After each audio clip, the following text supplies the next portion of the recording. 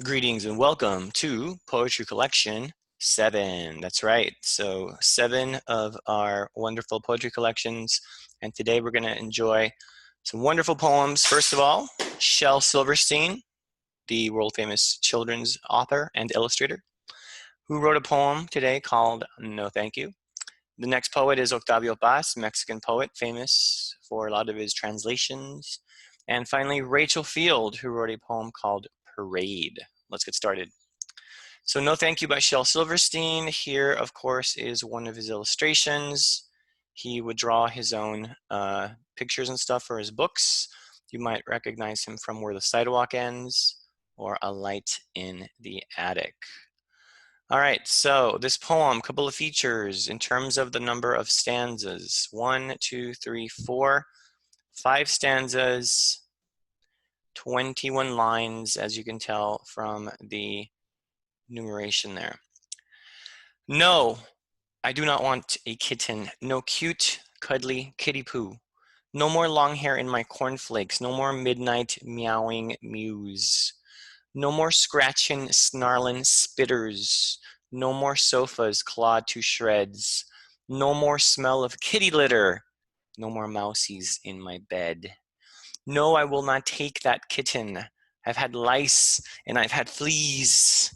I've been scratched and sprayed and bitten. I've developed allergies. If you've got an ape, I'll take him.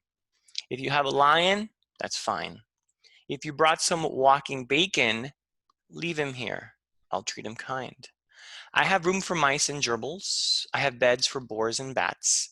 But please, please take away that kitten. Quick, before it becomes a cat. Well, it is kind of cute at that. All right, so in terms of looking at the poem and its structure, you'll notice that there is a lot of repetition, right? A lot of this word no, no more is repeated to emphasize that point that the speaker does not want a new pet. And so the speaker, again, Shel Silverstein is the person who wrote it, but the speaker is the narrator of the poem. And we don't necessarily know if that's male or female, or if it's a little boy or a little girl. So whoever or whatever the speaker is expressing their concern and their dismay and not wanting to have another creature or pet. A lot of examples of alliteration. Remember, alliteration is when you have the repetition of consonant sounds. So here, no more midnight mewing mews. So you got the sound repeated 4 times. And then you've got these, the poetry in terms of the rhyming that's happening, right? One of my favorite rhymes here is on line 10 and 12. I've had lice and I've had fleas. I've developed allergies, right? So you got a really interesting rhyme there. And then the other bit of alliteration that I was going to mention to people, I can't find it now, but I will look for it here. One of my other favorite lines is, if you brought some walking bacon, and of course that's referring to a pig, right? So if you have a pig, I'll take the pig. I'll treat him kind. Here's the rhyme that I wanted to point out. So fine and kind are not exactly like 100% rhyming words, so they're called like a soft rhyme. So fine and kind do rhyme, but not exactly 100%. All right, here's the other alliteration I was gonna point out on line 20, 19, 18. I have beds for boars and bats. So even if you do have some spacing in between the words here, that is still considered alliteration.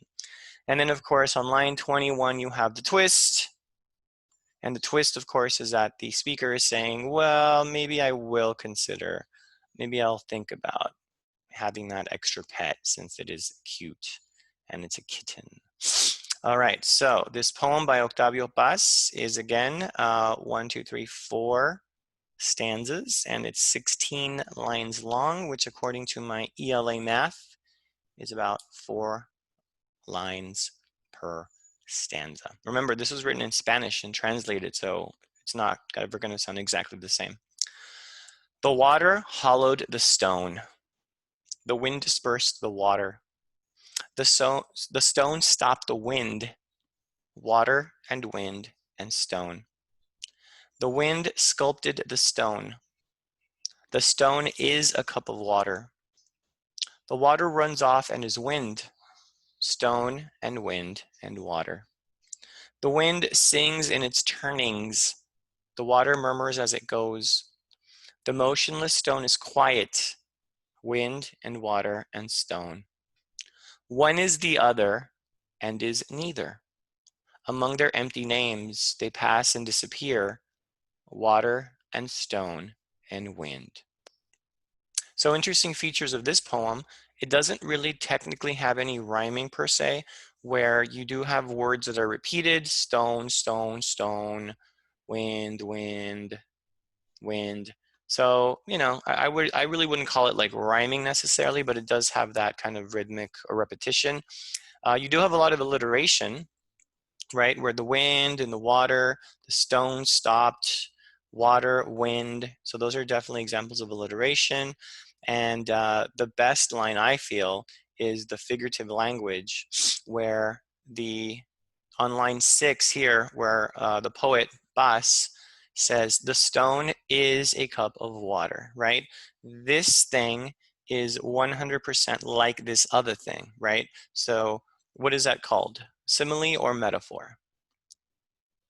This is that is considered a metaphor. Good. All right, ladies and gentlemen, and of course, here is our last poem, Parade by Rachel Field. And this one is just one long stanza, 10, 11, 12, 13, 14 lines long. And let's read the background here. Background, parade describes an old tradition, the circus parade.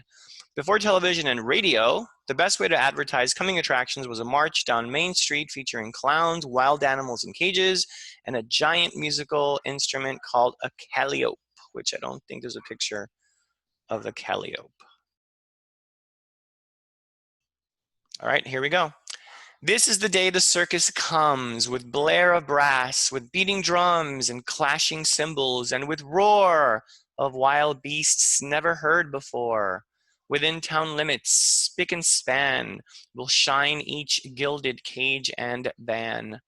Cockades at every horse's head will nod, and riders dressed in red or blue trot by.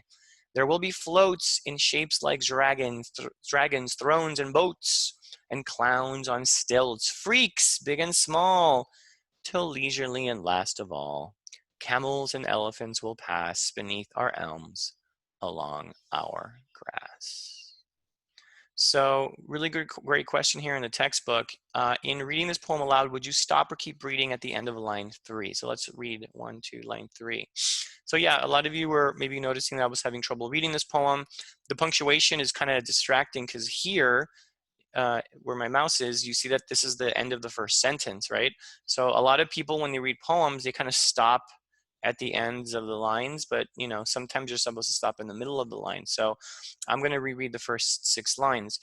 This is the day the circus comes, with blare of brass, with beating drums and clashing cymbals, and with roar of wild beasts never heard before within town limits. Right? So it even has a different kind of rhythm when you read it sentence by sentence as opposed to line by line. All right, everybody, thanks for watching. Hope you've enjoyed today's poems, and this was Poetry Collection 7. Have a good one.